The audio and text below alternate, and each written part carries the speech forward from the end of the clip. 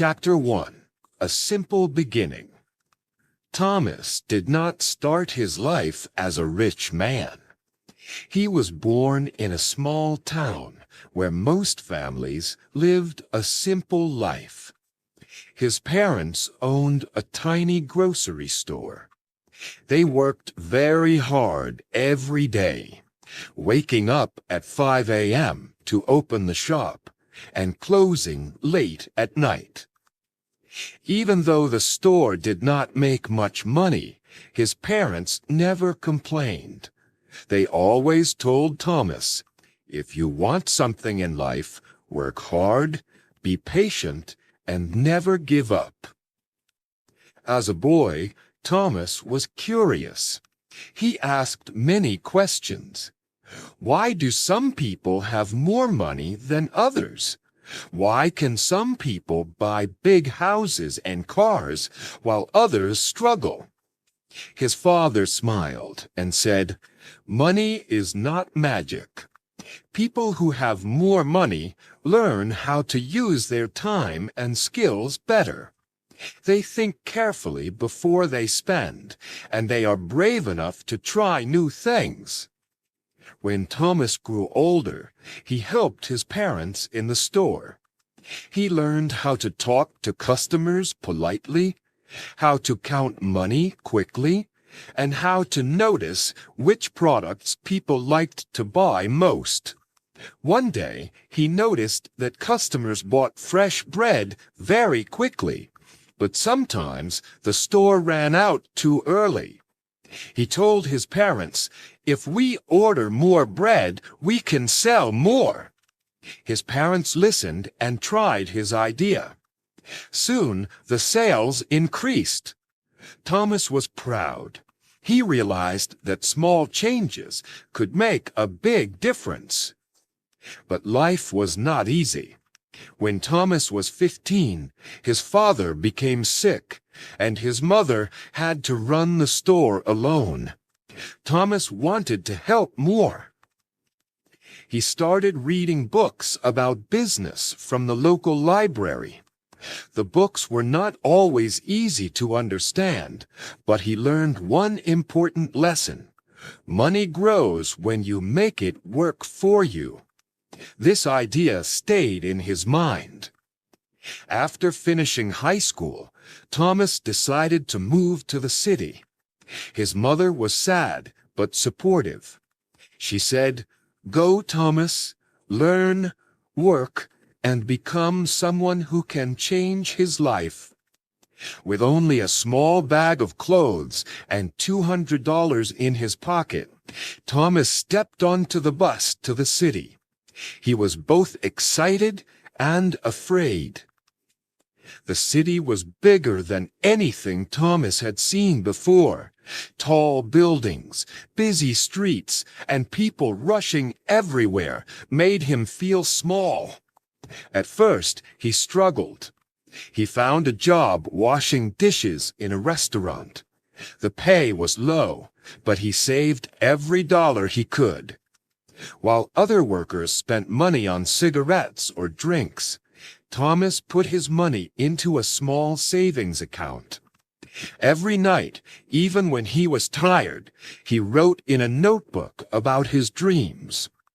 "One day, I will start my own business. One day, I will be rich." Thomas knew he had a long way to go, but he also knew this: a big journey always begins with small steps. His first step was saving money, working hard, and learning from every experience. Chapter 2. Learning from mistakes. In the city, Thomas kept working in the restaurant. He saved little by little, and after 2 years, he finally had $3,000 in his bank account. For a young man with no rich family, this felt like a treasure. He thought, "Now I can start my business." One day, Thomas saw a street vendor selling sandwiches. Many office workers stopped to buy food from the vendor during lunch.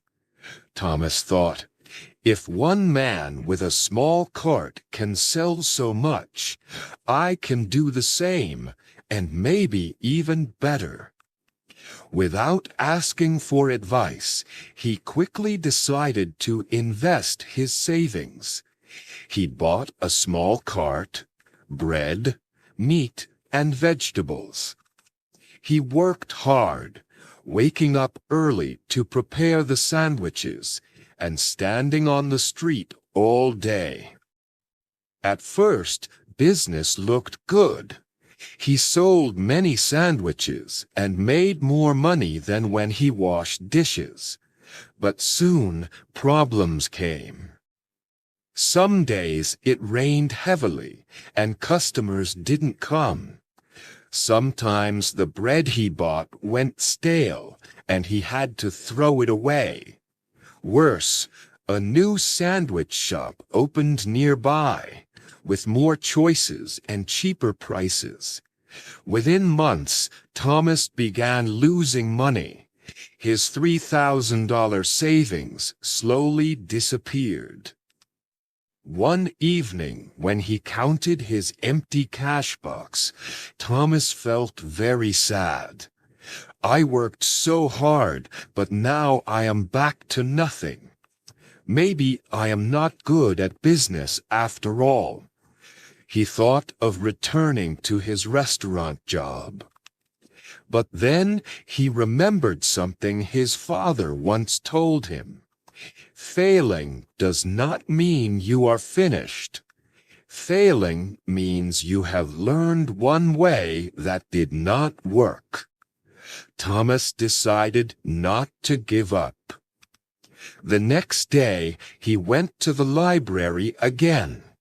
He borrowed more books about business and success. He also started talking to older business owners in the city. He asked them, "What mistakes should I avoid? How do you keep customers coming back?" Many people shared their experiences. Thomas learned an important lesson. A good business is not just about selling something. It is about solving people's problems and managing money wisely. He realized his sandwich cart failed because he did not think about the risks. He spent all his savings at once without keeping money for emergencies. He also did not study his competitors before starting. From that moment, Thomas promised himself, "Next time I will not rush. I will plan carefully, save more money, and study the market before I act." He returned to the restaurant job again, but this time he looked at it differently. Instead of feeling stuck, he treated it as training. He watched how the restaurant bought food in bulk to save costs. He noticed how the manager kept records of every sale. He also learned how to keep customers happy by serving politely, remembering their favorite meals, and giving small smiles. Thomas began writing these lessons in his notebook. Page after page, his notebook became full of ideas. Though he was not rich yet, he was becoming wiser every day. One night he wrote, "Money comes and goes, but knowledge stays forever. If I continue learning, I will find the right way to succeed." With this new mindset, Thomas was ready for the next step of his journey. Chapter 3: The Power of Saving and Investing. After his failure with the sandwich cart, Thomas promised himself he would never rush again. He returned to his job at the restaurant and worked harder than before. Instead of feeling embarrassed about his failure, he felt grateful. "That mistake was my teacher," he often reminded himself. Every month, he saved a part of his salary. At first, it was only $100, then $200, and later $300. He lived simply, avoiding unnecessary spending. While his friends bought new phones, clothes, or partied on weekends, Thomas stayed focused. He told himself, "If I can control my spending today, I will control my future tomorrow." One day, while reading in the library, Thomas found a book about investing. It explained that people could grow their money by putting it into businesses, stocks, or properties, instead of leaving it in a bank. At first, the book was difficult to understand, but Thomas read it again and again. Slowly, he realized something powerful. Rich people do not only work for money, they make money work for them. This idea changed everything. He began studying different ways of investing. He read about people who started small, buying simple things like second-hand goods and selling them at a higher price. He also learned about people who saved enough to buy land, then sold it years later at a much higher value.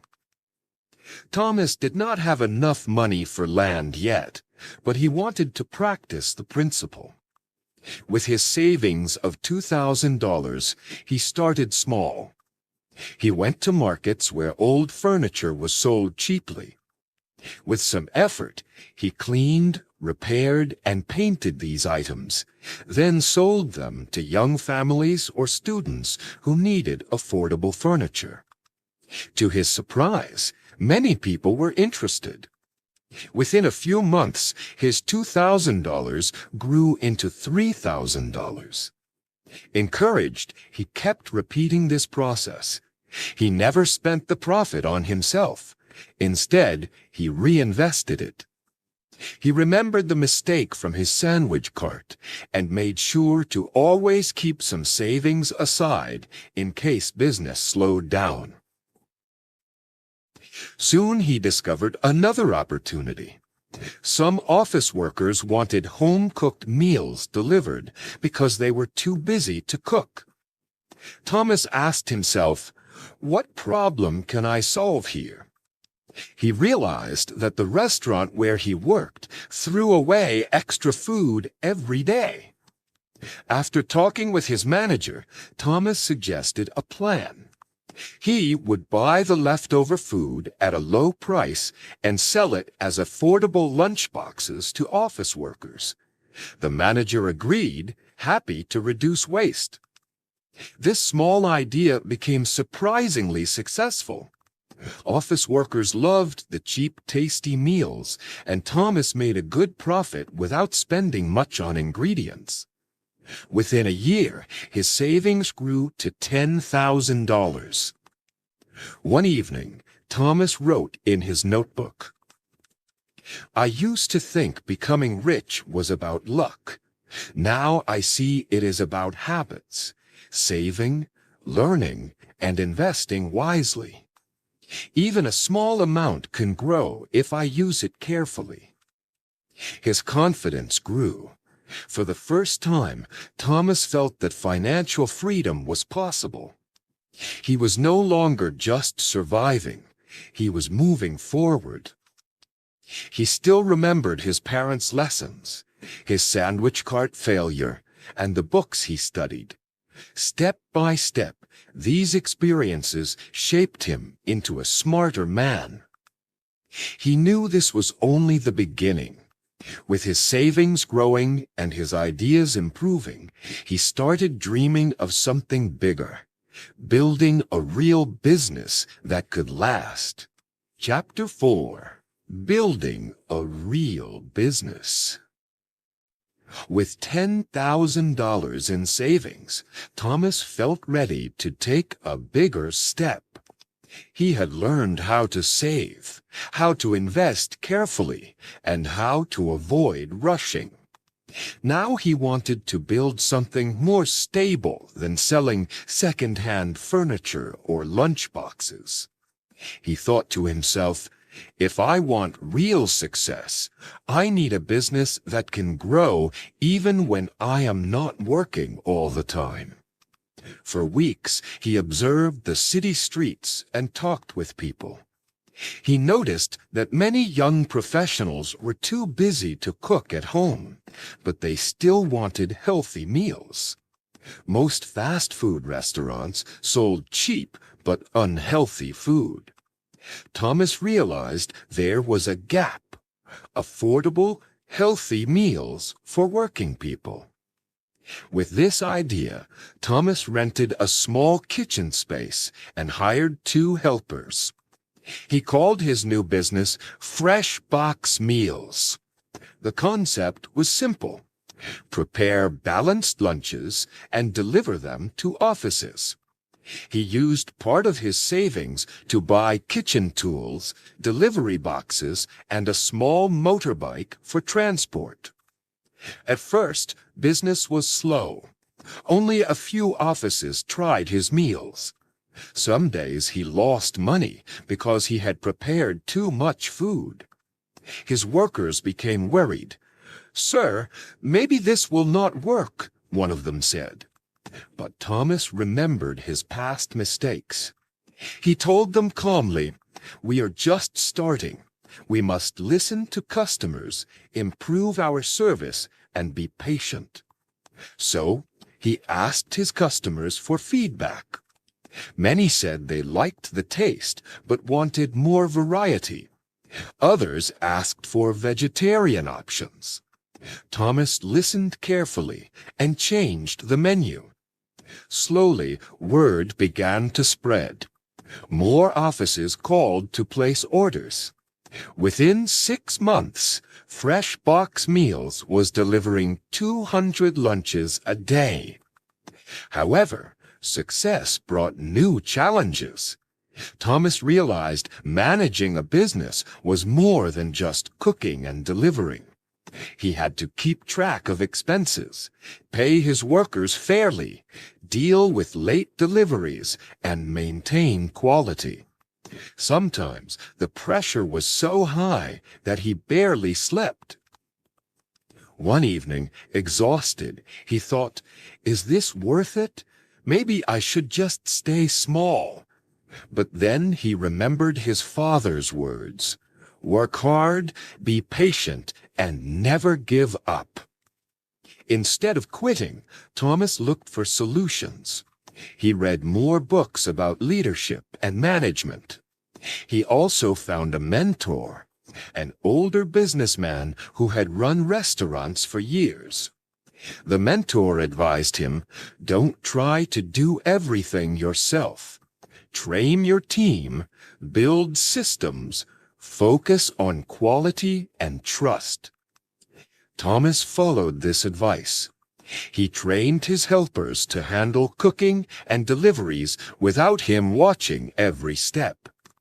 He introduced a simple system, a notebook to track orders, expenses, and profits daily. He also invested in better packaging, so the food stayed fresh during delivery. These changes made a huge difference. Customers noticed the improved service and trusted Fresh Box Meals even more. Soon, Thomas was making a steady profit each month.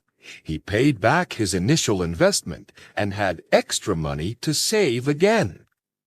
One day, as he looked at his busy kitchen, Thomas felt proud. He thought back to the boy who once failed at selling sandwiches. Now he was the owner of a growing business that solved a real problem for people. That night, he wrote in his notebook, "A real business is not just about money. It is about solving problems, creating value, and building trust. If I focus on these, the money will follow."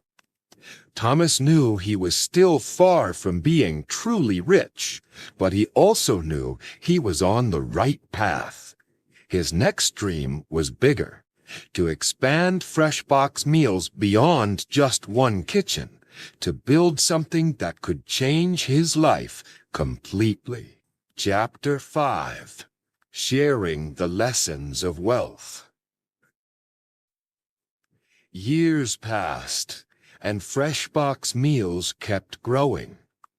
What began as a small kitchen with 2 helpers became a company with many kitchens across the city. Every day, hundreds of office workers enjoyed healthy meals at affordable prices. Thomas now had more than 50 employees, delivery motorbikes, and even contracts with big companies. For the first time in his life, Thomas felt financially free. He was no longer worried about rent or bills. He could travel, support his mother in the village, and even donate food to poor families.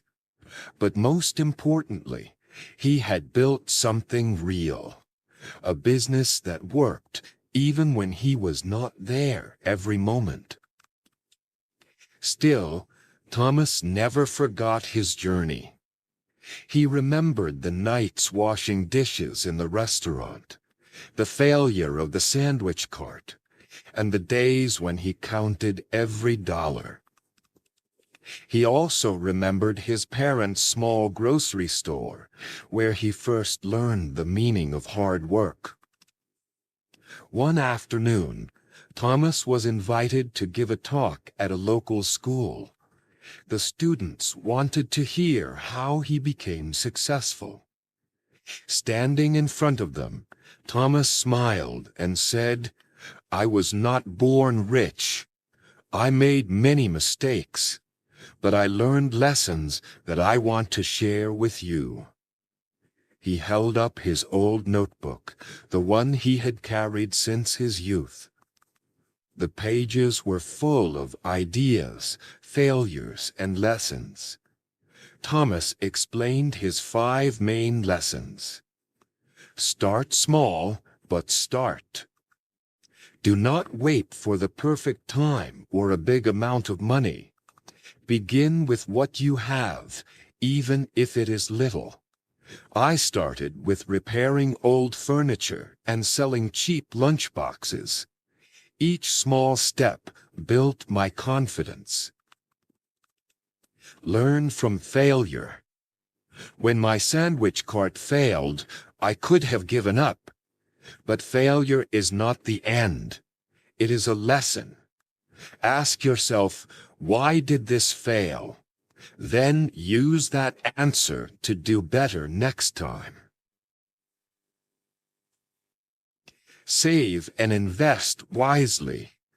Do not spend everything you earn.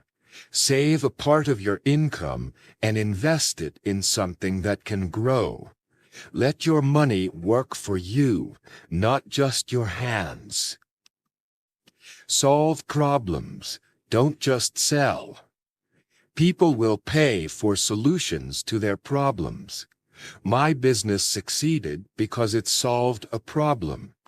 Busy workers wanted healthy, affordable meals. Focus on value, and customers will trust you. Build trust and teamwork. You cannot succeed alone. Treat people fairly, respect your workers, and build systems. Money will follow trust and teamwork. The students listened carefully, taking notes. Thomas felt proud, not because he was rich, but because his story could inspire others. After the talk, one boy asked, "Mr. Thomas, Are you happy now that you are rich? Thomas thought for a moment. Then he said, "Money is important, but it is not everything. Real happiness comes from growth, freedom, and helping others. I am happy because I built something with my own hands, and now I can use it to help others live better." That night, Thomas sat in his office, looking out at the city lights. He opened his notebook once more and wrote his final words. Wealth is not only about money. It is about knowledge, discipline, and courage. Anyone can become rich, not overnight, but step by step, with patience and wisdom. Thomas closed the notebook with a smile. His journey from a small-town boy to a successful businessman was complete, but his lessons would continue to live on in the hearts of those who dreamed, just like he once did. Thanks for watching. Take action today, not tomorrow. Press subscribe. And let's keep learning together. You're doing great. See you in the next one. Stay strong.